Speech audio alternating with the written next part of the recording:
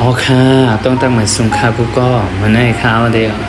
ฝันเอาแต่ก็เขาแลปีน้องๆเขามาด้วยมาเฮ็ดตำแตงปลาล่าในคันเนาะอันนี้เขาสั่งตำแตงปลาล่าเนี่ยให้น้องเขาเลี้ยงเนาะอันนั้นสุดก็เขามาตำกระเทียมพริกถั่วอันขนาดเนาะตำให้อันแตกหยาบมันอันดังนะตำให้เนื้อมันสิกมันแตกแล้วก็เอามาใส่มะเขือส้มมะเขือปอกเนาะมะเขือกรอบนั่นขนาดเนาะมือเขาเนาะเขาแก้วกับน้ำพริกนั่นขนาด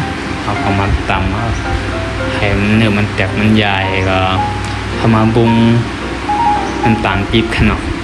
มือเขาได้เป็นเดห้องน้ำถ่านนี่เขาอยู่เนาะ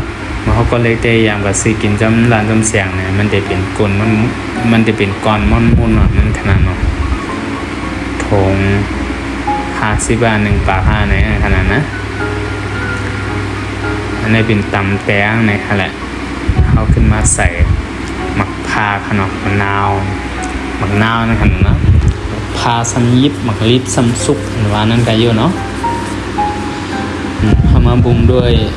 ของไก่ขนาดโรตีชูรสน้ำปลาในขนาดนะของไก่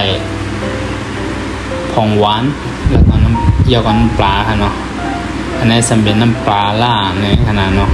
อันนี้เป็นตำแตงปลาล่าในเขาก็มาตำให้เครื่องมันเข้ากันขนาดนะ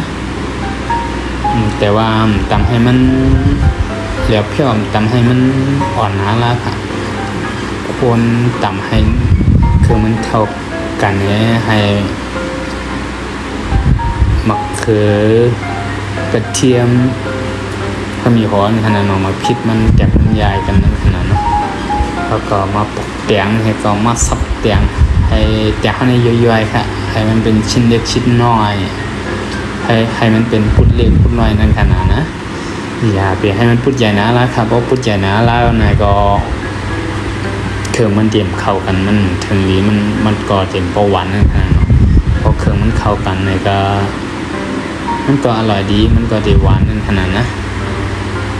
ก็ไม่ก็สาวเมืองสูบเด็ดจิ้นตัวเนี่ยว่ารสชาติมันจองปลายจองปลาโอเคแน่ขาดเหลืออีหยังเนี่ยก็เอามาปรุงเมื่อเขาจิ้มเนี่ยครับเพราะว่ามันเมียนอกเนี่ยก็แล้วก็มาตักใส่หวานใส่จานนั่นขนาดเนาะมาใส่โทลินให้ก่อนค่ะใส่โทลินเนี่ยครับมันก็เดหวานอร่อยดีฮะมาคนอีกกรรมก็มาตักใส่หวานนะ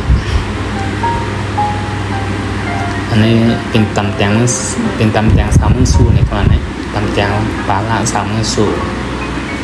คนตำเดี๋ยวเป็นคนไต้ค่ะนะตั้งกินเดี๋ยวเป็นตั้งกินไทยเป็นอาหารไทยค่ะนะคนกินก็คนไต้ก็อย่างเดียวค่ะเอามาตักใส่หวานหน้าตารูปร่างหน้าตามันก็จะเป็นเช่นไรค่ะพอเผลอใครกินส้มตำไทย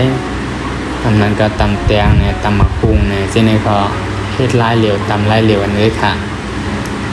เฮ็ดจามด้วยค่ะเนาะพอเผลอใครกินเนี่ยก็อันนี้เป็นม่านนี่เป็นลายมันค่ะนะอันนี้สำเป็นเขาคำเขาค่ะเนี่ยเขาคำก็ไม่ได้ดีมีตำแตงอันหมอกให้น้องเขาตำมะไก่แหสามีหลับในค่ะเนาะผักกับก็ได้มีผักคุมแคมค่ะเนาะแล้วก็ผักขาวตองแล้วก็ผักไผ่นะในกับลาบกับตำแตงขนาดนะกินกับข้าวเหนียวอุ่นๆร้อนๆเนี่ยหวานถูกปากถูกเจอนะครับถูกคอดีนะครับอร่อยดีค่ะพวกใครกินเนี่ยก็ตำด้วยให้กินด้วยค่ะเนาะหวานได้ค่ะ